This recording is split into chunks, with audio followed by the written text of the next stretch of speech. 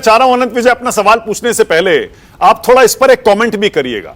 ये बिहार चुनाव के बाद तय हो जाएगा ना देश का मूड किस तरफ बह रहा है, और इंडिया गठबंधन अगर हारा तो कांग्रेस पार्टी, आरजेडी और सारे इंडिया गठबंधन के दलों के लिए संकट हो जाएगा ना, और एनडीए अगर हारा तो जाहिर है बीजेपी के लिए मुश्किल हो जाएगी। बिल्कुल ठीक कह रहे हैं मानक जी आप। ये चुनाव जो है कई मायनों में एक ट्रेंड सेटर हो सकता है कि आप जिस संजीवनी की बात कर रहे थे वो आईएनडीए गठबंधन को वो संजीवनी मिल जाएगी, लेकिन आपके जो प्रश्न है उस प्रश्न में जिस संजीवनी की आप बात कर रहे हैं वो द्रोणागिरी पर्वत पे मिला था, और द्रोणागिरी पर्वत से संजीवनी लाने के लिए किसी हनुमान की आवश्यकता भी पड़ती है। तो मुझे अभी अभय जी से मैं ये जानना चाहूंगा कि इनके जो हनुमान आए थे पहले इनके हनुमान बदलते रहे। जब हनुमान अल्लावरू जी आए थे यहाँ, राहुल जी श्री राम के हनुमान बनके, तो अल्लावरू जी तो अब साइड हो गए। अब तो अशोक गहलोत जी हनुमान की भूमिका में है संजीवनी लाने के लिए। क्या अभय जी इस तरह के एनालॉजी से कि जिस प्रकार आप अपने प्रभारी को जो बहुत ही तेजस्वी और ओजस्वी थे और आपके कार्यकर्ताओं को उन्होंने एनर्जाइज किया, राहुल जी के 2 महीने की अनुपस्थिति में अल्लावरू ने कांग्रेस के कार्यकर्ताओं को बहुत न सिर्फ समर्थन दिया बल्कि एक जुझारूपन भी उनमें पैदा किया।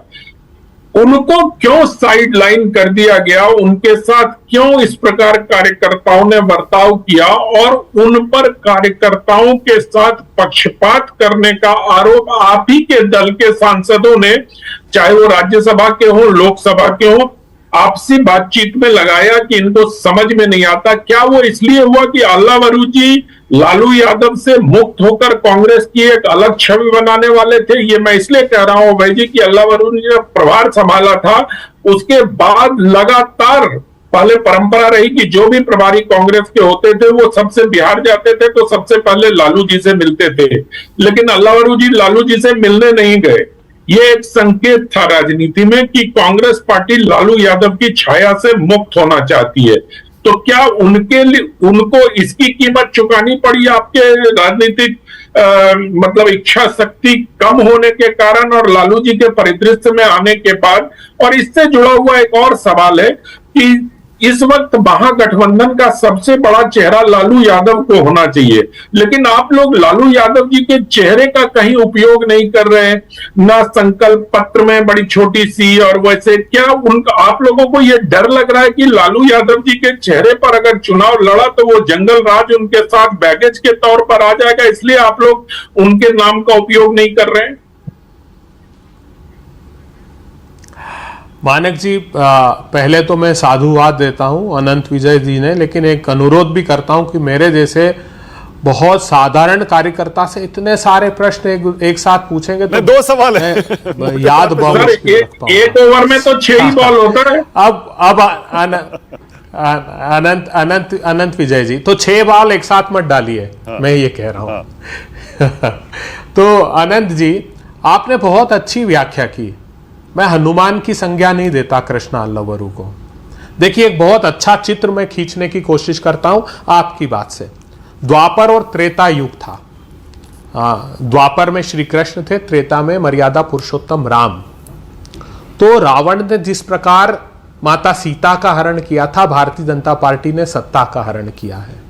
जिस प्रकार द्रौपदी का चीर हरण किया गया था कौरवों के द्वारा, भारतीय जनता पार्टी और ये जो एनडीए के लोग हैं इन्होंने बिहार के संसाधनों का चीरहरण किया।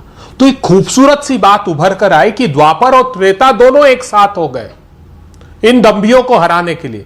कृष्णा अल्लावेरू सारथी की भूमिका है और राजेश राम प्रत्यंचा की टंकार देखिए तो मर्यादा पुरुषोत्तम राम और श्री कृष्ण दोनों का आशीष एक साथ मिल गया। बात हनुमान की करते हैं तो एक छद्म वेश धारण करके हनुमान उधर है जो अपने आप को हनुमान बताते हैं, जिनके पिताजी का अपमान किया। कृष्णा अल्लावेरू जी ने संगठनात्मक रूप से बिहार कांग्रेस की जमीन को पोषित किया है। मैं खुले मंच से कहता हूं पारदर्शी तरीके से क्यों दिया फिर उनको वितरण करने में अहम भूमिका। सुनिए किसने कहा आपको? मानक जी नहीं, देखिए मैं अनंत विजय जी के प्रश्न का आदर करता हूं। कोई एक स्टेट बता दीजिए जहां ऑब्जर्वर ना आते हो हमारे प्रभारी के साथ साथ हर राज्य में ऑब्जर्वर अपॉइंट करने की एक प्रथा है। वो क्यों है वो भी मैं खुलकर आपके सामने आज बताता हूं। पार्टी की मर्यादा है मगर फिर भी मैं बताता हूं। हर प्रांत में ऑब्जर्वर अपॉइंट किए जाते हैं क्योंकि कार्यकर्ताओं में कुछ अपेक्षा बहुत होती है टिकट की, कुछ कार्यकर्ता साथी नाराज होते हैं, तो दायित्व दिया जाता है और सीनियर मोस्ट लीडर्स को लगाया जाता है। अकेले अशोक गहलोत साहब नहीं आए, भूपेश गहलोत जी भी आए हैं और वेस्ट बंगाल से हमारे दादा भी आए हैं। तो तीनों अविनाश पांडे जी को भी लगाया आपने, समन्वय स्थापित किया। लेकिन अविनाश पांडे जी की नियुक्ति बहुत पहले हो चुकी है, यह भी मैं बता दूं आपको। एक कुशल संगठक हैं अविनाश पांडे जी, और वो बिहार में बहुत पहले से मैं उनके साथ काम कर रहा हूं यहां जब बिहार में हूं। तो ये एक नैरेटिव गढ़ने की कोशिश की। आज भी हमारे यहां जो प्रभारी जो इंचार्ज होता है वो सर्वे सर्वा होता है और वो है, और कृष्णा अल्लावेरू जी ने सिद्ध किया और परिणाम भी सिद्ध चुनाव में प्रभारी को कौन हटाता है ऑब्जर्वर को? अबे जी आप भी कैसी बात कर रहे हैं? किसने आपके हटाया? कार्यकर्ता एयरपोर्ट पर पीट देते हैं, घेर लेते हैं, इतने तो झगड़े हुए, सारे वीडियो सबके सामने। गलत बात है। आपकी तो बाकायदा रिलीज है कि उनको हटाया जा रहा है, उनकी जगह अविनाश पांडे को लाया जा रहा है। अगर आप कहेंगे, हमने आज तक उस पर बात नहीं की, आप कहेंगे तो मैं इस एनडीए के कार्यकर्ताओं की तस्वीर फुटेज आपको भेज दूंगा, साहस हो तो चलाइएगा टीवी पर। कांग्रेस कार्यालय में जो लोग आए थे, धरने पर बैठे थे, बात एयरपोर्ट की हो रही है सर, आप कांग्रेस कार्यालय चले गए। तस्वीर बता दूंगा। पूरी सुनने नहीं चाहते ना आनंद जी, अधीर मत होइए आप। नहीं अधीर तो आप हो रहे हैं ना। की एयरपोर्ट की तस्वीर है, कांग्रेस कार्यालय की नहीं, अरे प्रश्न तो धैर्य पूर्वक उत्तर सुनिए ना, आप प्रश्न कीजिएगा, प्रश्न का उत्तर प्रति प्रश्न तो हो नहीं सकता।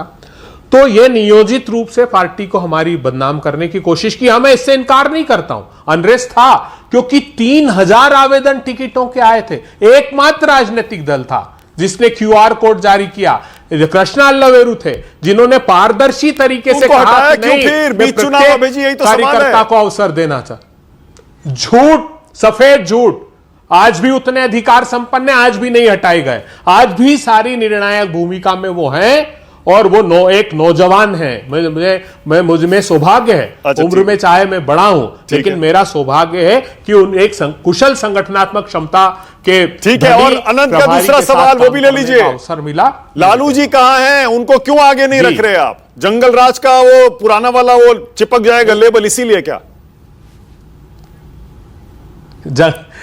आज क्या मंगल राज चल रहा है क्या? क्यों दूर करेंगे?